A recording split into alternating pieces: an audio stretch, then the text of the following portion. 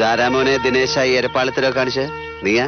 ഞാൻ പറഞ്ഞിട്ടാ അവന്മാരിത് ചെയ്തു. ഏത് നായിന്റെ മുമ്പ് പറഞ്ഞിട്ട് ചെയ്തതായാലും വേണ്ടില്ല, ഈ സാധനമൊക്കെ കെട്ടിപ്പൊതിഞ്ഞ് പൂവള്ളിയില് എന്റെ തറവാടാ, അത് അവിടെ എത്തിക്കണം.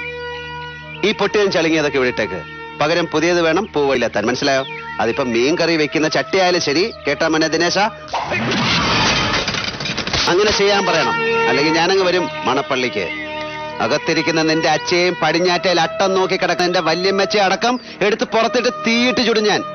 നീ ആരെ ഈ വീട്ടിൽ നിറക്കി വിട്ടെന്നറിയോ? എന്റെ പെങ്ങളെ, ഇന്ദു ചൂടന്റെ അനിയത്തിയെ.